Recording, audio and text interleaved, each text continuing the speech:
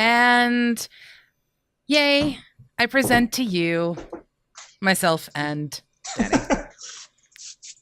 Hello. Hello, everybody. Welcome to the very first episode of the Datamine. Datamine. Whatever. Datamine. Data. Yeah, data, Dota, and yeah. Tomato. Something is crazy, and I don't understand what's so crazy. There it is. Fixed. Yay. Anyway, hello, everybody. Welcome to the very first episode. Obviously, it's going to be full of bugs. It's going to be full of problems because the very first time you release anything, nothing is ever perfect. In fact, no such thing as perfection. Also, new office, which means no internet connection, which means I'm running this off my phone right now. This is amazing. Yes. So, okay. Are we seeing double? Are we getting confusing? I'm asking because you guys who are watching need to help us because, again, pilot episode always entails problems. I need to make certain you guys can hear him very well. I need to make certain you can hear me okay. And we basically need to make certain that occasionally he gives us jazz hands. So,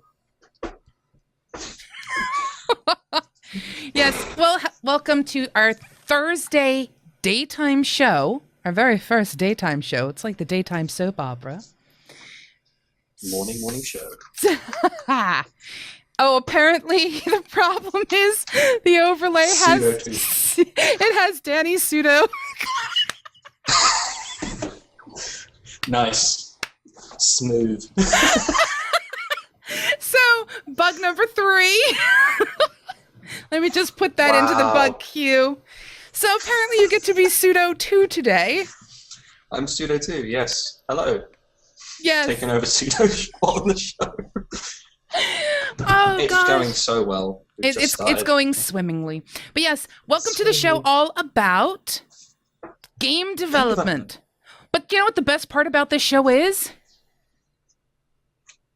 It's a game developer talking about game development. It's not the rest of the world who are armchair game developers sitting there going, this is how it should be done. It's someone who actually has a game published that people can play, who knows the experience. Not yet. Well, they can play it. They have played it. Oh, yes, they have played it. Yes, nice try. Mr. Door Color, interacting color thing. Yes, that's a story for another day. But yes. So let's take some time and introduce you guys to at least who we are. For those of you who are familiar fans of MMOBuff, you pretty much know me. I'm on every single show. That sounds slightly creepy. I'm everywhere. And what I'm going to do is I'm basically going to shut up. I'm going to let Danny introduce himself. However, he's going to introduce himself by sitting back a little bit so that it's not his eyes he's introducing, but himself as a whole. There we go. Better? That's a little bit better. See, on my camera, I'm like half the size of the screen now. Okay. So I'm Danny Goodall. I'm part of Just a Pixel, which is a small independent game studio down in Brighton. We are just about to release our first game called Light with Team 17 as the publisher, and it's coming out on Steam soon. So yeah, that's who Just a Pixel are. Who I am is I develop, I design, I make artwork, I do music. Basically, myself and Roberta do everything together. It's that's basically us. We've made a company from nothing, and now we have our own office we just moved into. Hey. With really bad internet connection. With awful internet connection. Okay, so one of the things you can expect with this show is we're going to have guests. Lots and lots of guests. And they're going to be from a variety of different parts of the game development industry. So, for example, we are going to have another developer joining us in a couple of weeks. Some of you may be familiar with the game that he produced, maybe not. We have the CEO of Yuki coming on, who is, and that's the thing. Yuki is an organization that has been developed to help game developers. It has a lot of resources, and they're also known for trying to fight the good fight in legislation for game developers as well.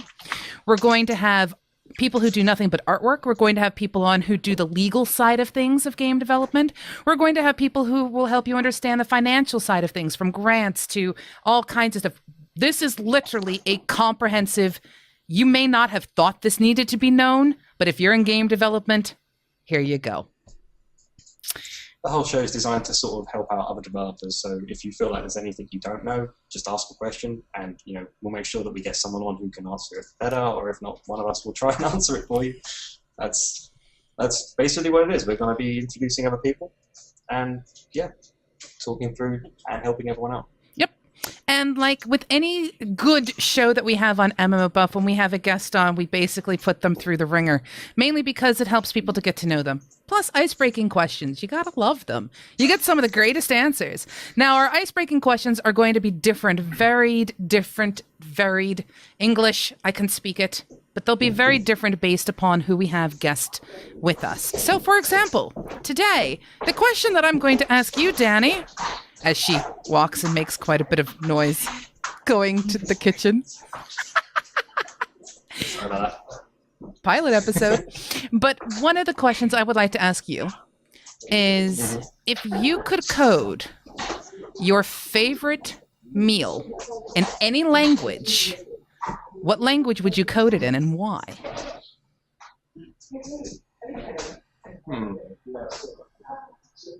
C# cookies. C# cookies. Okay. Why? Why? Because they've got a lot of syntax sugar. That sounds awful. Now, see, here I was thinking you were going to do something like, once you come up with a recipe, you could, once you come up with a recipe, you could just, distribute it out and change certain characteristics using object-oriented language. Wow. You're apparently getting a package or something. Yeah, my bad. Poor Danny. No worries. Like I said, it's a pilot. These things do happen. It will be the next time, don't worry. So apparently Player 2 Interactive also thinks that C# is a kind of a funny choice. What would you make one in? What would you cook your favorite language? Cookie, biscuit, whatever. Ruby. Food stuff. Ruby. I would do it in Ruby because it's structured. And I like structured, layered things like Oreos, where you could have the various layers all stacking up beautifully together and then being smushed into one great, easily dissolvable kind of like meta cookie. Okay. So you'd have a Ruby structured cookie. I'd have a Ruby structured cookie. Auroreo. Yeah. That would actually work. Okay. You'd have Auroreo. Yes. Auroreo. Wow. Chewy Huey would cook in Visual Basic because his food looks pretty boring, but it tastes quite good. Very nice. I approve of the methodology and the thinking. I like that. Right. Now, the very next thing for you. Because obviously, as a game developer, you have a favorite genre of games. I would hope so. So what's your favorite game genre? Favorite game genre? I'd say probably stealth games. I love stealth games. I love good, like really difficult ones as well. So the ones you get stuck in, like trying to sneak past guards that are always different. So stealth games for me. So things like Deus Ex. Deus Ex, that was a good game. I think the original was probably better. Almost. Did you ever play Saints Row, the latest one? Yes. And did you get to that part where they go through the entire espionage scene? And your character's all, why do you want me to use 2 bullets to shoot out lights when I could just kill the guard with 1 bullet? Very nice. No, I have not played that bit yet. That whole game is a joke upon itself, though. It's fantastic. Oh, that game is just brilliant. So at some point in time, you and I'll have to do multiplayer together and just go absolutely crazy, because I think you'd love the espionage part, if nothing else. Oh, definitely. Right. So we've had a couple of other things. Melois wants to do it in COBOL. Wow. Because it's a great batch processor, and I'd like to do other things while my food cooks. Fantastic. Yeah, that's It's a valid point. God. So you didn't think about that, did you? No, I didn't even begin to think of that. I should have said a batch file or something. Well, you'd still have to decide whether it was going to be like Bash or something else, you know. Oh, gosh. How it could just get so crazy. It's painful. This is painful. Oh, it's brilliantly painful. Right, so now we get to actually dig into our core part of our show. So when it comes to game development, obviously you have to start somewhere, just like you do with our podcasts. So it starts with an idea. Ding, ding, ding. I got the show title in. Oh, God. You were trying to find a way of saying that, wasn't you? I was, and it just works so beautifully, so I just kind of went with it. But yes, and it fits. It does. So it all starts with an idea. Now, I have to ask you, mainly because I'm really curious, when you came up to do the game Light, because that's the one that you're currently going through and currently getting published through Team 17, was it just a random idea, or did you have different iterative ideas? I mean... With Light, we actually made a prototype because we liked a certain art style. You're going to have to speak up louder so that we can hear you. I know, it's so bad. So we had to build this. We were building a prototype, and it had an art style with a little light, which had like a kind of like shading around the outside, and we liked the look of it. So then we said, okay, let's make it move around a room and try and sneak into little buildings and see what happens. And it kind of just progressed from this tiny little cube to this cube with all these buildings and like guards walking around and stealth things and, you know, connecting to terminals and stuff. It just grew from this, I don't know, thing in a week we basically made. We didn't have an idea. It was just this kind of crazy concept that kind of ended up working in some way. Are you trying to tell me that a concept is different than an idea? Proof of concept, I'd say. Yeah, no, the idea was we want to make a stealth game. We didn't know what kind of stealth game. Okay. That was basically what happened was. So I'm pretty certain, I already know the answers, but I'm going to ask this anyway. Was Light your first game? Yes and no. Yeah, it's my first game properly being commercially made and published. But the first game we made was a game called Flipper, which is basically a tiny little puzzle game that we made in about a month to see how we work together. And by the time we'd finished it, we'd learned a hell of a lot about game development, because I'm traditionally from an advertising background, so like I know about games from advertising. Like I know the languages and all the syntax is a similar thing. So we ended up just saying, like, okay, we're going to make a game to sort of practice. We made Flipper in a month, and then we moved on to making Light, and we've been doing that for 9 months now. And now it's wrapping up, so now I'm going to be thinking about the third game. I don't know what else to do. Okay. Right. Mm-hmm. So if you wanted to give the best piece of advice that you could give to somebody when it comes to game development, the very, very first thing. Don't reinvent the wheel. Don't make something if you don't need to. Like if there's an engine out there that does something you need, like Unity, can do 3D artwork and can handle pretty much everything you need, scripting languages built in. If you don't want to make an engine, you want to make a game, use something that's already out there. Build upon someone else's like foundations. You don't need to reinvent the wheel every time. So what you're basically saying is, you know, if you really want to get into game development, start with modding? Yeah. Oh, by miles. Yes. By far. If you can mod something, you can understand how it works, and then you can build upon what you already understand.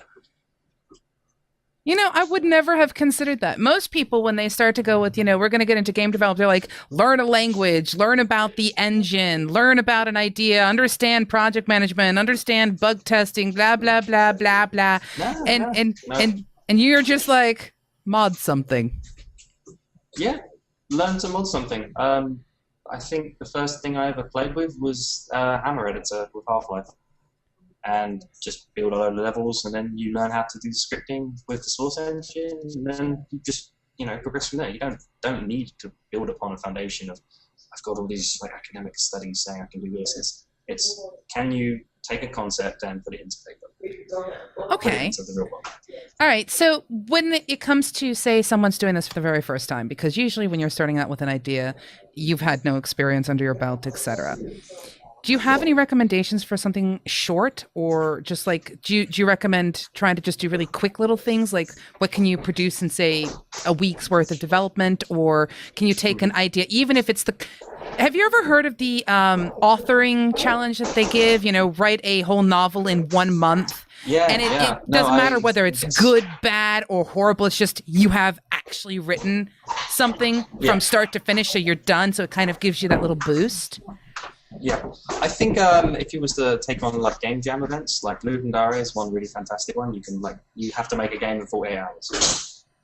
If you do constantly little like game jams, and you learn from every single one, even if you don't like kind of make a great game or like finish it, even that you learn the process, and eventually you will finish your game jam, and then you'll have to make it better one next time. It's just an iterative thing. It's a really great way to learn the whole process of making a game. It's just game jams. Can you walk me through your very first game jam? My very first one. Hectically realizing that, wait, I don't have an engine. Let's load up Flash. What engines can I load in Flash? I think I found Flixel. I used Flixel to make this kind of top-down little zombie shoot 'em up, and it was you run around a procedurally generated city, and you just shoot zombies as they run at you. And the reason it was procedural is because I can't draw, so. And yet you just said you have artwork in your background. I have artwork. I have MS Paint. No, that's not really. I need to point out. We here at the Datamine do not condone the use of MS Paint for game development. Kind of got to get that in there, because that's an important thing. No, you build gradually upon that. You don't just like jump into it and say I know how to do everything. It's programmer art. It's actually I just said it's programmer art. You learn to make functional art that doesn't really look pretty, and then you can iterate on top of that. You don't need it to look gorgeous the first time. See, I think that's probably one of the things that I think people get confused with. If you've never been a part of, say, a game jam or even a development project from start to finish, you can be intimidating because you're walking in and you may not have the skill set of the person who you're working next to, or you may bring an idea that everyone, for lack of a better term, poo-poos because it's just the worst idea, they've ever heard of, but you're new to the whole thing. So what do you recommend people do before they go to a game jam? What should they do to kind of prepare themselves and prep themselves, besides getting over that initial nervousness of, oh my gosh, who are these people? And I'm new, nobody knows me. I think with game jams, just think about what you want to be doing. If you want to be the programmer, make sure you have at least tried opening the engine beforehand, play around with it beforehand. Don't turn up at a game jam without, turning on Unity for the first time and what is this whole machine? You're not going to learn a language and an entire engine in 48 hours. You've already got too much to make. You don't need to have that stress. Play around with the engine beforehand. When you turn up, find an artist as soon as possible because they always vanish. They dart into different corners of the room with every single programmer taking up an artist, or it's normally the other. Sometimes it's the other way around, where it's there's 5 programmers and 50 artists, or one musician. Actually, every single game jam I've went to, there's been one musician with 4 different teams he's working for. So find a good musician, find a good artist, and find a good programmer. And don't be the guy that turns up and says, "I'm an ideas man." There's no time for people that are just ideas men. See, that's interesting. So what you're actually saying, that when it comes to game jamming, there's really only 4 roles? No, there's 3 roles. There's art, music, programming. The whole team designs the game, because otherwise, if there's one person dedicated to designing the game, they're not going to be doing much most of the time. Okay. So let's have a pretend game jam. Okay. And I'm going to assign you people from our chat room who have been chatting with us to your game jam team. Right. So we're going to pick on Jaredar. Jaredar is a programmer. Mm-hmm. So we're going to throw Jaredar into your programming team. We are also going to pick Mellowist. For this episode, Mellowist, you are a musician. You are now a musician. You are now a musician. And Robot Hates Me, I'm going to make you an artist. Congratulations. The magic wand of Swagzilla has cast a spell. So you have a team gathered together. What do you do? How does it start? Does someone just go, aha? Or is it more involved? You have a set time, for instance. If the time is you start at 1 o'clock, they announce a theme at 1 o'clock, and then from then it's however long the game jam's going to be. If it's 48 hours, you have 48 hours to then finish and present the game. Oh, so you should sleep before you go. Ideally, yeah. You don't want to turn up completely fried and then have to not sleep for 2 days. Yeah, you want to have like a nice rest beforehand. And I would actually say during a game jam, don't stay up the entire time. Just actually work as much as you can and then sleep, then wake up. Don't work throughout the night. You're going to burn out and then you'll write bad code, and then the next day you'll have to fix all the bad code. So sleeping's good, as opposed to most times when you just say, I'm not going to sleep at all. Don't worry, folks. We'll teach you good habits. We'll retrain him as he continually shrinks down on his screen. Yeah, sorry, my chair is going up and down. Yes, really okay. Bad. My head is basically in shot then out shot. So you start out the game jam by looking for your people. Someone announces the internet going. You're back. Okay. Okay, cool. Someone announces a theme. The theme could be anything from kittens to make something with a shotgun in it. It could be anything. All right. Then you have to. Your theme is bunny rabbits. Oh, wow. Your internet connection just went really horrible. Right. Are you back? I know, it's terrible. I'm back. I'm on. I can hear you. There you go. Okay, your theme is bunnies. Bunnies, right. So what you do, you kind of sit down for the first hour with your team and you brainstorm, what do we make with bunnies? I mean, do we make a game where we're shooting bunnies? You know, just something. You spend the first hour at least talking about the concept. Okay. Now, while you continue to tell us what happens next, I'd like your team to come up with some concept ideas. So those of you who are on the team, kitty theme, surely. And even others who are not in the team, jump in and give your ideas for a brainstorm session. Your theme is kitties. It can be anything. Yeah, you have 3 minutes to come up with some ideas, guys. So hit us with it. So yeah, so you brainstorm for an hour. And at least an hour, or it could take longer. Then you attempt to kind of prototype it. You quickly make it as quick as possible. You get really shoddy programmer art, which is just a cube or something. Like normally I game jam, I just put cubes in everything, and then I forget to put the artwork in later on. So it's just cubes everywhere. It's fantastically cubey, which is actually how Light got his art started, I think. No, you're a cubist. It's good to know. I'm a cubist. No, I'm just a bad programmer artist. So you have the whole game. You're prototyping it, and within about 6 or 7 hours, if you have a polished, like a playable game, you can then start putting in the artwork, putting in the music, and then it's just you keep iterating on that. You have the prototype that's already working, so just keep making that better and better. You don't just get all the way to the end and say we're done. It's finished now. We can finally play it. You want to try and get a playable version up as quick as possible. Okay. So you're not trying to focus, say, on the levels or, focus on the win condition or anything else like that. You just playable. This is our concept, and can we make it happen? Try and focus on making the game playable and then see if you can make it fun. That's the first thing you do. Then you worry about adding levels later. Well, see, that's interesting because, most people are like, well, if your game's not fun, who would want to play it? And, they have that kind of point of view. But what you're saying is take the concept and make it playable. Then you can tweak it. So what your coding jam team has decided to come up with is a shotgun kitty bunny breeding carrot collecting sim. Versus bunnies. So basically, you want to make a Clash of Clans with bunnies and shotguns. Apparently so. I don't know. That could be good. I don't know. So when it comes to the different team members and the different things that they're responsible for, And I'm assuming in the brainstorming session, like say, we only gave everyone like 3 minutes to come up with something, but it might be something like, we want to have experience gain.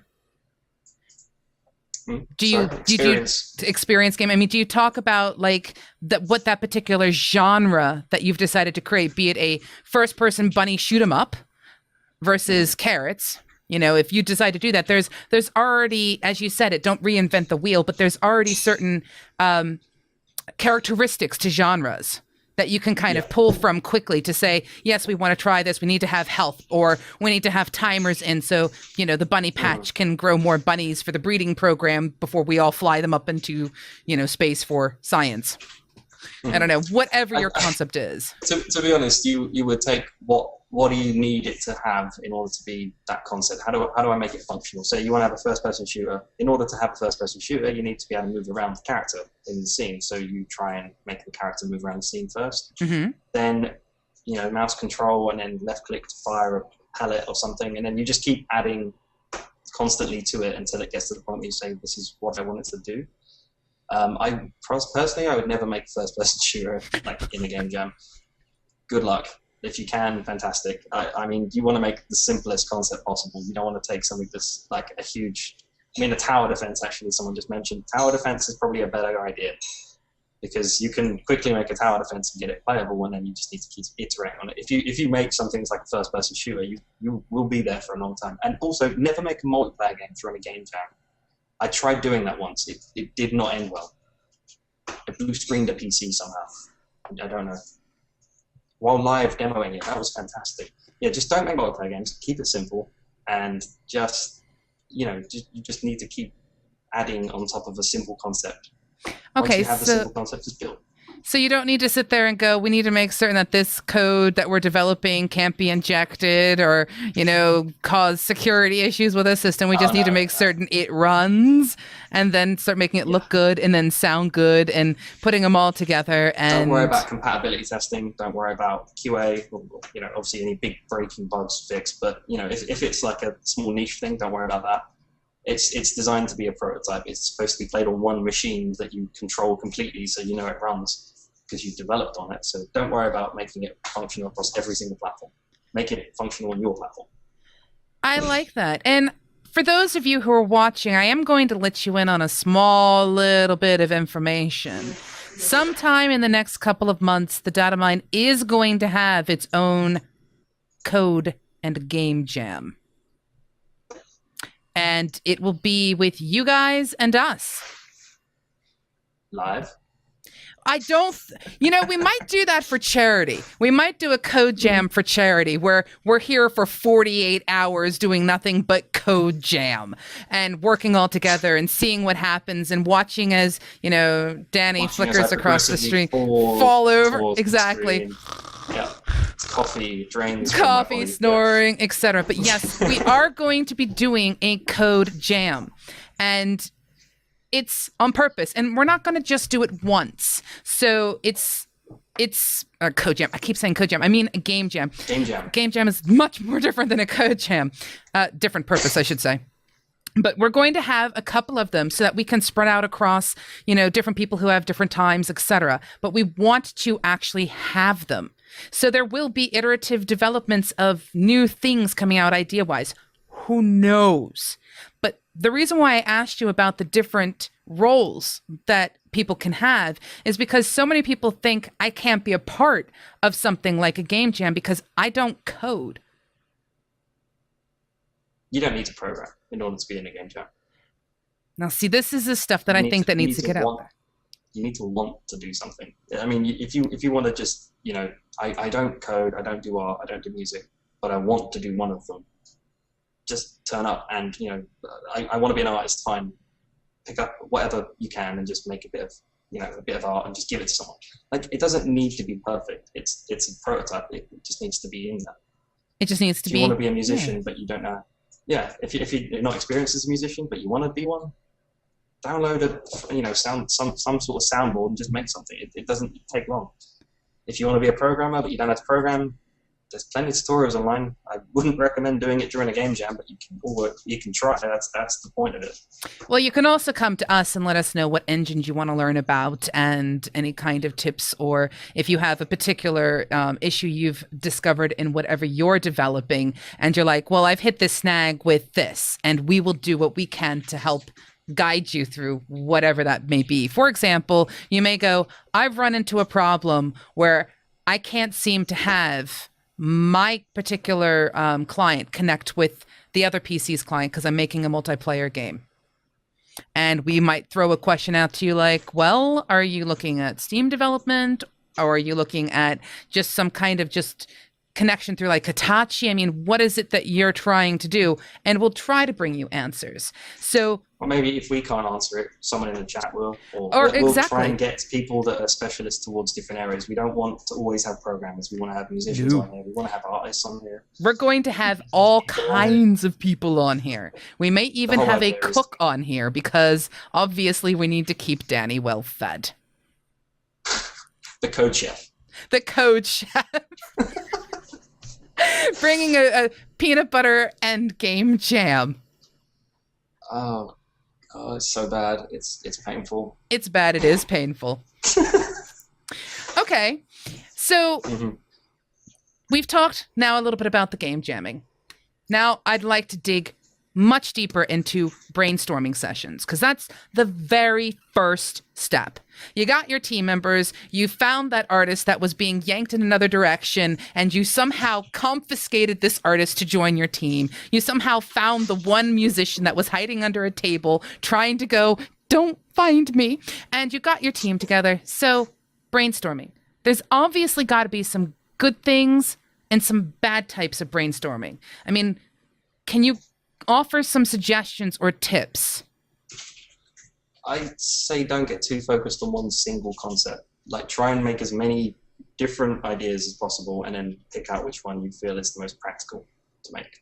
Don't say like, I really like the idea of first-person shooter, therefore we're going to go down making concepts that revolve around first-person shooters. The key thing. Try and say like, oh, I want to make a tower defense, or I want to make a first-person shooter. I want to do this, I want to do that. And just pick which one feels more suited to the team. Like if your team are all like people that know what they're doing, you may be able to attempt a first-person shooter. If they don't, then just fit it towards the team. Don't attempt to do something that's too big. You want to be able to. The idea of a game jam is to finish the game. You don't want to just have a broken game at the end. You want to finish. It doesn't have to be perfect. It just needs to be finished. Should you set a time limit for the brainstorm? And just say by the end of this. Possible. Yeah, I mean, as long as it takes, it could be 5 minutes, it could be an hour. It's make sure you have a concept that you're all happy with, and you all want to work towards. Because the last thing you want to do is have one person say, "We're doing this, and it's because I'm telling you so," and everyone else just loses motivation for it, and then they won't be interested in doing it. It's got to be something everyone wants to do. All right. So what happens if you get 4 people together and they start bashing their heads together, and they all want to do something different?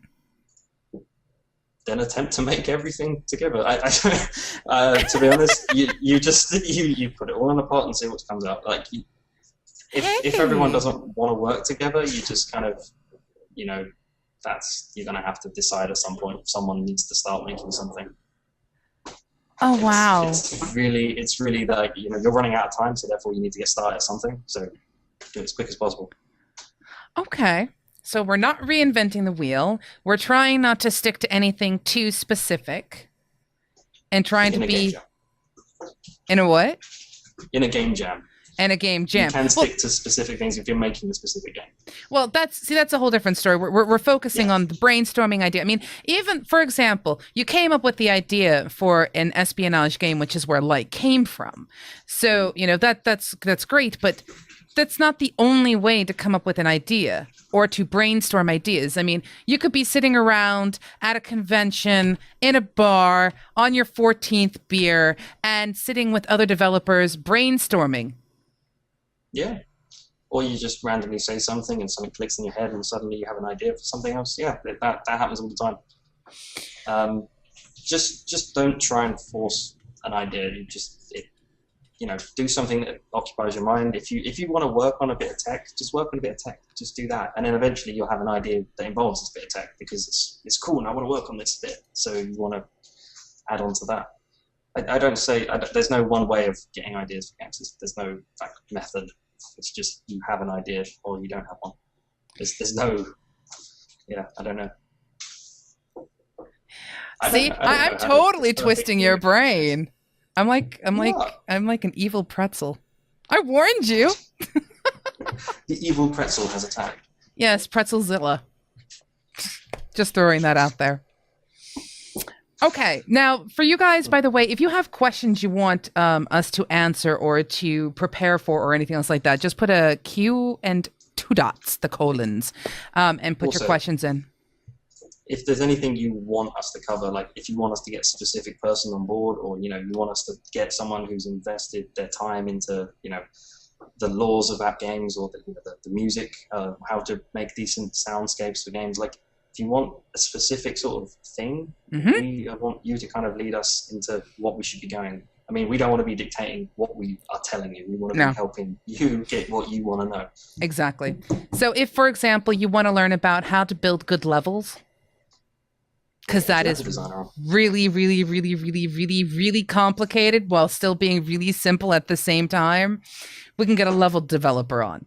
But yes, anything in the genre. And the thing is, if you want to hear about AI, we'll get someone that loves AI. Yeah, we could we could start talking about. I'm not even going to go there because this is literally the very first show. It starts with an idea, folks, and the idea is not us; it's you.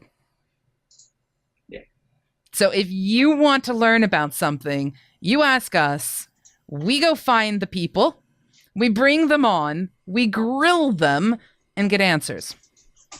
And who knows, maybe we can convince some of them. As well.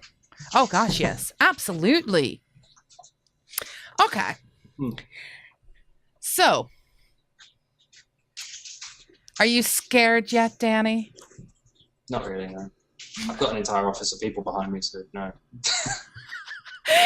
Awesome. I'm doing this in front of everyone. Intimidated? I'm scared of them. You're scared of them. Yes, it is working, Jaredar. Hopefully, because I can see what you're saying. Chat did kind of do some weird things there. Okay. Now, we've discussed the fact that we're going to have game jams. We've discussed the fact that we're going to have guests on. We have also given people a little bit of an insight into who we are. And now we get to have fun. Now it's basically us and you interacting for a while. Now, the reason why we did this is because we wanted to leave plenty of time for you guys to, I guess the word is get to know us and let us know what you want, because interaction is great. Now, apparently, Jaredar is surprised you didn't get random objects thrown at you yet. Yeah, me too.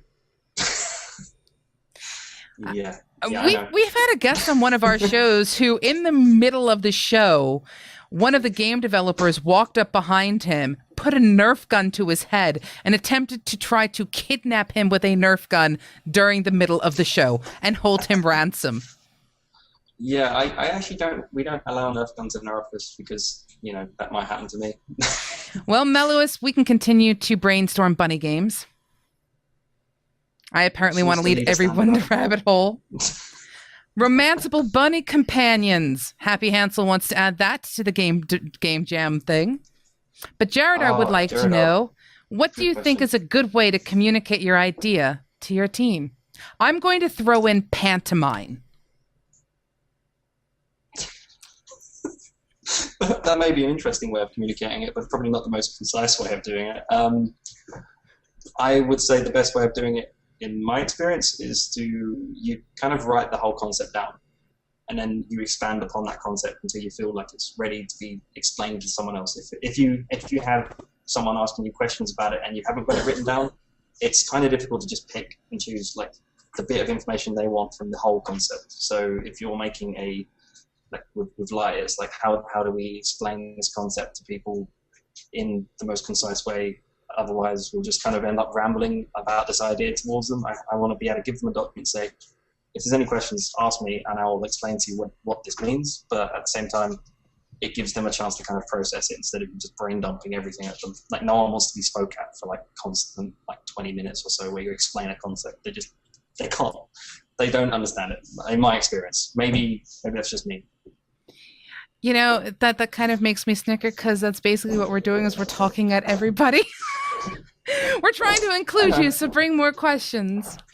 And apparently we're trying to get as many bunny puns as possible. And don't worry, Chewy Huey, just jump right in. I'm sure you can come up with plenty of puns. Is this what the show's going to devolve into? It's going to be a pun-based show. You know, most of our shows have some kind of pun to it. And just in our case, we're looking for the right pun. It's not punny enough. You know what? That's what we'll do for our first thing. Yes, that's what we'll do for our first game jam, is we'll create a pun game. Oh my gosh. Pun-based. A pun-based game. And it could be sort of cool, considering the fact that you could make it like a Mad Lib, maybe? Maybe. A word game with bunnies or something. Word game, puns. The punny game. Have you ever done a game jam where you ended up frustrated before the brainstorm session was over? No. Though I have been in game jams where I jumped into a team last minute, which is actually how me and Roberta met. We were doing a game jam together, and I overheard her sort of communicating a load of concepts to everyone, and everyone was kind of just getting like, I don't know what we're trying to do here. So then I turned around in my chair like, this is what we're going to do. And then I'd been working for a games company at the time, so I kind of knew a little bit about the process. And then like Rob kind of just went, no, this is what we're going to do. And then I kind of just started coding what she wanted. It was a really nice kind of concept. But yeah, it ended up working. We ended up having fun. Game jam worked. I'm sorry, I now have this image of you as this evil villain where you just see the back of your head, and we should start the show this way. You just turn around and you go, this is what we are going to do. I felt like it was going to be one of those moments where I can just like save the day. No. Rob basically decided we're going to make this, and this is how it's going to work, and this is my concept. And then she explained it, and it had actually a really nice concept when she explained it. But yeah, that's the only time I've had a game jam where I was not really understanding what was going on. And Rob saved you. Rob saved the day, as usual. She's now stood up. And hello, Coleman499. Is she coming on? No. I was about to turn on one of the lights for the office because it's getting significantly darker in this room. It's about to storm. Yeah, it's terribly stormy outside, so yeah. No, so yeah, game jams, I don't know. I think you want to either go on your own or just, go for a bunch of friends, make something together. The idea is to have fun at the same time of making something that's playable. You don't want to just come away from it like, I hate it. I hate doing it. You want to come away with, this is fun. I enjoyed myself. I met some awesome people. I want to probably work with them something later. I mean, that's how we met. We met at a game jam. We've been working together for like 2.5 years now. So that's how we met. And there are a lot of actual independent developers out there who get together at game jams. I would say most game developers, well, indies, they always game jam. There's Lugandare, which is, I don't remember how often it is, but it's quite often, and there's always someone somewhere doing the game jam. Everyone does them. It's a great way of like practicing as well. Like you get to quickly make something. I mean, actually, there's a game on Steam right now by a game called Alan Zucconi, called Orbitalis, I think, and he made that at Lugandare, like as a prototype, and now it's on Steam. So he did really well from that. So like you can even make little prototypes that actually turn into fully commercial games. Wasn't Surgeon Simulator from a game jam? Surgeon Simulator was also from a game jam. Yeah. But see, don't go to a game jam expecting to make the next greatest big hit and make a ton of fortune off of it, because it doesn't quite work that way. And yes, the mistake, by the way, that you see in the names is for some reason I wanted Danny to be Pseudo 2. Because I'm Pseudo 2. Pseudo 2.0, a better version. But yes, okay. So we have Any other questions from the people out there and who are watching? Because you guys are the ones who we're trying to do this for. It's not just to hear ourselves talk, because honestly, we're boring. Alpha testing a show is very difficult, by the way.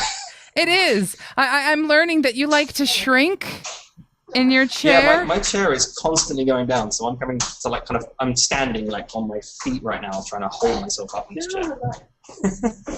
And there's also lighting problems, and the fact that my phone is basically running this entire internet connection right now. Yes. So yes, there you go. So yeah. All right. Cool, man. Yes, not everyone can do Minecraft. Minecraft was made pretty quickly, and I think it was on TIG Source or TIG Forums that it was kind of posted, and then yeah, he just had a game that people liked, and then it just spiraled from there. It's great. And I'll give you a little update, facepalms, because we don't like to leave people behind. Welcome to the Datamine. This is a show for game developers, by game developers, even you armchair game developers, because we're going to get you guys involved in things. And yeah, robots hate me. I have done that several times. And there's monthly meetups for game developers. There's one in Brighton called Brighton Indies where we meet the first Wednesday of every month. There's also one in London, the first Monday of every month. And it's just all the game developers that like are independent or like not always independent. They always meet together, and they just kind of get really drunk together and talk about work or talk about games or talk about something they like. And yeah, there's been a few times where I've got really drunk with someone, had this cool idea, went, oh, this is great, and then one of us loses either the napkin or we just get too drunk and just completely forget about what we talked about. But yeah, that's generally how most game ideas are made. You drink a lot. No, I'm kidding. I was going to say, for those of you who are underage in your various countries who can't actually drink that much, don't worry, you don't need it. Coke. I don't know what you're on about. I was talking about water. Can you imagine just bloating up blueberry juice, turn into Veronica salt? For those of you who actually get the reference, I'll be really, really shocked. We still have more bunny ideas coming in, because we started out the show with a small little brainstorm for a game jam. About bunnies. A bunny jam. Do you know actually what my first game concept was? I'm going to say this now because I actually went to university to do a games degree. The game concept I made was called 28 Carats Later. I'm not even kidding. It was a zombie survival game where you play as a bunny. The reason you were a bunny is because the only artwork I could get was a bunny. So I made 28 Carats Later. If you Google it, I guarantee you'll find. Actually, hang on. 28 Carats Later. Are you going to share your? Oh. I'm going to send you a link. This is my first ever game. This was. Oh god, it's so bad. This was many years ago. It's 4 years ago now. Wow. Now, why is it so bad? Just look at it. Look, I got a game Bible that I put. Basically, this is back in the old days where I thought that the way you're supposed to make a game was to make this huge game document about what it's all going to contain.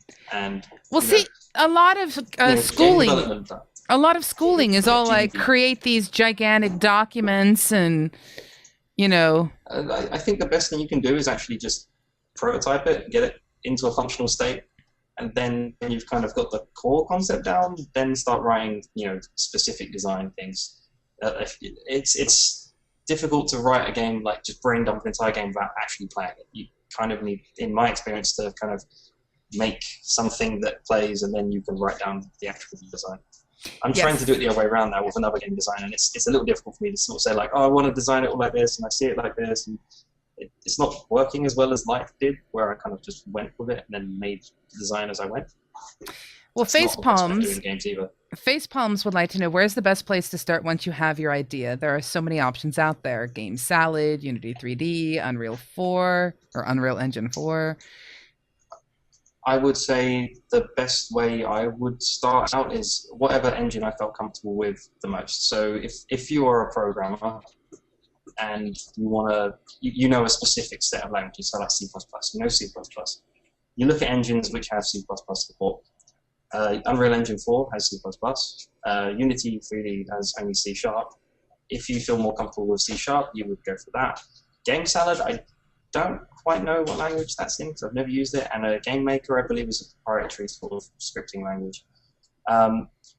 I think it's more with whatever you feel more comfortable with. Go with that.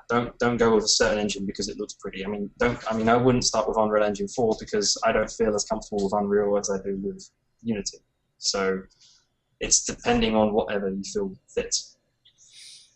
That's actually a really good thing. And Jardar also throws out the concept: go with something you're familiar with. Later, you can pick an engine and port to it. Really. Yeah. If you really want to, you don't need to. Coolman499 would like to know, I see a rabbit running around and trying to make friends with a monster. Is there anything else to the game? No, the game was horrendously bad. It basically was a rabbit that you controlled with a machine gun for some reason. And you just shoot zombies over and over again, and you get points for every single zombie you kill, and then you can go to the shop and buy a better gun. And it was terrible. Yeah, don't ever make... No, do make fun little games. Make little crazy prototypes. I can look back at that and laugh. Because I actually made pro mode videos for everything. Oh, Christ. Yeah. Yeah. If you really want to see it, there's a YouTube video there. I really went all out trying to make this look like a AAA game because I thought that's what you had to do. No, it's not. But it was fun. It was good fun while it lasted. And yeah, I think that was a game jam sort of concept as well. We had an artist who was with me and said, like, what can you make? And she gave me a bunny. I was like, yeah, we're making 28 carats later because I like the film. There you go. Take inspiration from outside sources. At some point in time, by the way, we will look at actual and see, I've had a mental block because I was going to talk about game development mental writer's blocking. And now you've got it. And now I've got it. So, way to jinx myself. But yes, we will get into stuff like that. So here's the deal, folks. We're going to be going away very soon. We're basically here every Thursday at 1 p.m. on the British time scale. Next week, we have a guest. I will let Danny tell you who in just a second. But if you have questions, if you have a particular part of game development that you really want us to tackle, look into, hey, maybe you want to see examples of something being created in a particular engine or, whatever, just let us know because we will bring that to you. Yeah. Now, we aren't the experts, by the way. We'll bring the experts on. Exactly. Although I can easily sit here and say that I am an expert of swag. Rawr. But, I don't know. Yes. I've got my own swag. It's so much better. I have some of your swag. You do, actually. Yeah, you see us at Res. That was awesome. Yes. I got some stickers. Love the stickers. But yes, let me tell you a little bit about... Yes, go ahead. Share it with everybody. We have about 300 of these, so if anyone wants a pack of stickers, just ask. We'll send them to you. There you go. If you're interested in stickers, send us a message through either Twitch or voice at MMOBuff.TV. I'll get the information to Danny, and Danny can send you stickers. Swagzilla. And do let poor Roberta know, bless you, because it sounds like she sneezed in the background. One of the many people in the office. It's not just us. Oh, okay. So there's more than you two now. But yes. All right. So the final things to let you guys know about is, let's see. Next week, our special guest is... Jo Twist from UKIE. She's the CEO of Yuki, as I like to call it. I like to call it Yuki as well. Yuki. Yuki.info. UK, yeah. Is that actually the website? Yes, it is. Mm-hmm. So they basically are an industry sort of, how do I explain it? It's advocate? a trading industry. They're an industry advocate. They approach governments and try and work out, can we get tax breaks? Can we do this? They connect people together. It's a members sort of event thing they host quite often. You can get expos cheaper. They are great for talking about the industry and in general how we all work together. It's not just independent developers working independently. It's like we're all kind of connecting and talking to each other all the time. So we've got Jo Twist coming on next week. Yeah, sorry, I had a brain melt where I was like, what am I going to say? Yeah, they are a great company. So we'll have them on next week. They are, and I will tell you, pretty much I've seen them in every convention I have ever gone to. Mm-hmm. They're everywhere. They are great. And they have an awful lot of information as well. I mean, they do fight for the rights of the game developers. And that is a very important thing, especially with some legislation that comes across where some people want to censor certain types of games or put certain age restrictions on things. I mean, these are the people. They also help with business support as well for games industry sort of things. They can help with financing. They have like loads of market data, so they can actually get loads of stats and stuff. So they really help out with everything. Yes. And to answer your question, Cool Man, yeah. The idea of this show was actually spawned by Danny himself when we got together at Rezzed. It just so kind of happened that every time it was weird. Rezzed is a huge place. And I interviewed both Danny and Rob and discussed Light with them, etc. And I was really enthralled by the fact that they decided to do 2D on a 3D engine. But it's just one of those. What an interesting design choice. But every time I turned around, getting lunch, getting dinner, walking across the street, I literally kept running into them. Like, it was like I turn around, it's like, it's you guys. Hi. I swear they were stalking us. But late at night, with some drinks in us, I was telling him about what MMOBuff does. And he said, I've always wanted to do something where there's a place for game developers to actually get information and to discuss ideas and to share these things. And I just went, well, that's fabulous. And then I tapped him. I'm like, do you want some help? He's like, sure. And ta-da! Like, jazz hands. So yes, Danny is going to be here on every single show that we have forever. And I promise I will have a better internet connection and I will be more prepared. And we're going to have to work on getting you a better mic that doesn't collect up every sound that ever is issued. Yes. I'll get closer to it. You'll get just get a different mic. I know. Come on. But anyway, testing the show. But yes, so that's what's going to be happening next Thursday. Now, tomorrow on MMOBuff, we've got Cosmotronic, all about WildStar. Saturday, we have Top Draw, where we're finishing we're doing our next look, I should say, in Battle for Gia, which is a TCG. And it is interesting. And we actually are looking at the barrier to entry for that game. That's with Marshmallows, who happens to be chatting in the internet. Because, yes, Marsh is from Australia. And Marsh is one of our hosts for MMOBuff for Top Draw. And he has a bad connection as well. So, yeah. And I'm getting crazy things from you now. You're like, there, but not. Oh, no, yes. This is my internet connection. This is your internet connection. I'm glad we're at this point now in the show. Your internet connection is your phone. Okay, so tomorrow Cosmotronic is canceled. I forgot because most of the team is heading down to London for a wedding. But Saturday there is a Top Draw. Then Monday, hopefully Mispa's back and not sick, and we can actually dig into concepts in MMOs, which will be absolutely lovely. Now my brain just fried. Campfire, we have a special guest. She is known for things. You'll want to be there because that's going to be really funny. Then Wednesday, we have the Blizzard Forecast where we've got Parv from Yogscast. We've got Hearth Trollden, who is a Hearthstone streamer. We've got Dr. Marsh, myself, Mizpa, and Blank Space to discuss all the Blizzard IP. That's a lot of IP. That's a lot of IP. That's a hell of a lot of IP. And then next Thursday, you get us again. So, yeah. And I'll be more. I will have a proper connection by then. Yes. Be on a proper fiber Wi-Fi connection. It couldn't be a pilot episode if things went perfectly. It just wouldn't be fair. Well, I hope it's going to. Yeah, the internet will be fixed by then. It will be. I can make sure it will be. But yes, I do apologize, everyone. Yes, Cosmotronic is canceled tomorrow. Please don't hate me. Wedding. What can you do? I will tell you this, though.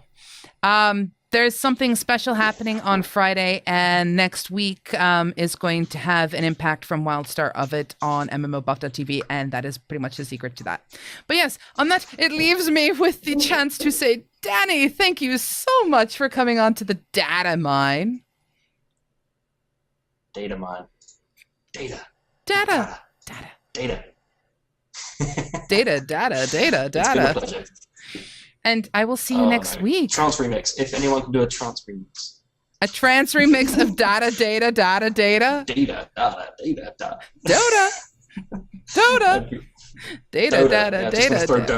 Dota. It's been a pleasure.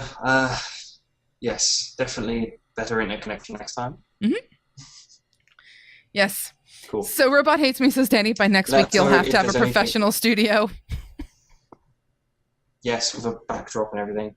No, anything you want us to add into the show, get a better people. You know, we'll have like the proper showcase where we have a guest on next week. That way, we'll actually have a conversation with other people than just me and Josie. I don't know where I'm going with this. I really don't know where you're going with it either, but I'm enjoying watching you squirm. I know, evil. I'm not evil. I'm the innocent one of MMOBuff. Everyone else trolls me. I think I've actually gotten a host I control that doesn't troll back. Yes, you have. Yes! But yes, on that note, folks, it is lovely. We will speak with you very, very soon. Remember, this show will be going up on YouTube. We will have quick bites from it and everything else that goes with it. But thank you for joining us. Have a fantastic afternoon. And when your weekend rolls by, seriously, have fun. And also, get your thoughts together, because at some point in time, like I said, we will do a game jam. And it'll be interesting to see what comes of that game jam. Are we going to be live jamming? That could be fun. Yeah, we probably will. We will probably do an actual live jam. Which just... I'll have a camera in the corner of the office and we'll just have everyone jamming. I can bring my bass guitar. Yeah, could literally jam as well. Jam while jamming. And we can have PB and J in the process. What can I say? But yes, we will be back very, very soon, aka next week. And do get in touch with us and let us know your thoughts. Well, and since I'm losing him... Any questions? Internet connection's gone again. You're back! Told you. You're back! Cool. But yes, so... I'm back. Okay. You stay there and do a little dance as we go to our outro. See you next week, folks.